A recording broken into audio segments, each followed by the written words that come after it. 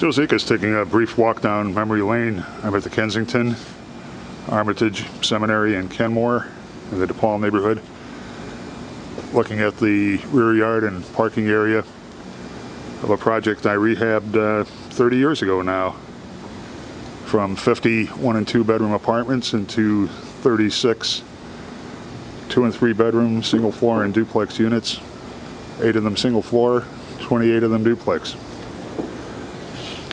I sold the last of the 24 that I kept and rented in 1987 at prices that would probably make people weep today.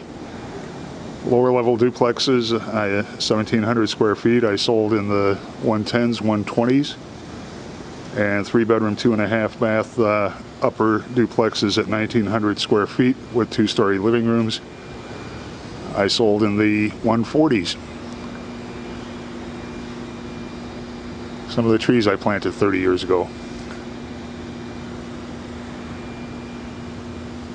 Looking west along Armitage Avenue at the front of my Kensington project. It spans the block between Seminary and Kenmore and wraps around and has addresses on both of those streets and on Armitage. And it's an unusual reverse courtyard with parking in the back.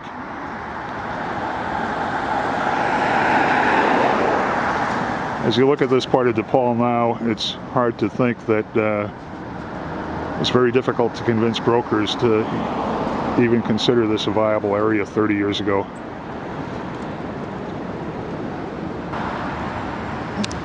This is St. Teresa's Parish, directly across the street from the Kensington.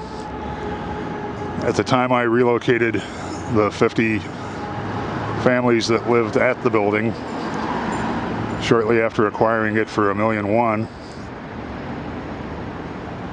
there were a series of pickets, angry confrontations with residents and neighbors, all of whom swore that I would hold in my hands personal responsibility for the death of St. Teresa Church and the closing of the parish school. It's pretty obvious that that hasn't happened, because we're now 30 years later and it's still here, and it appears to be thriving. One thing that's sort of fascinating to me as I walk around the Kensington, both along the side streets and in the rear, is that the neighbors have made a ton of subtle changes, and virtually all of them are positive, surprisingly positive.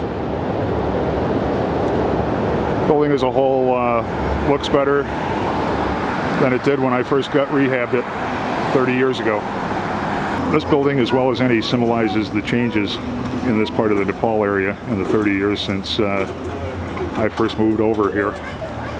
When I first got here, it was a 5 and dime store catering to the largely Mexican, Puerto Rican, elderly Italian population in the neighborhood. And now it's become a furniture offering millionaire rejects, designer furniture for sale.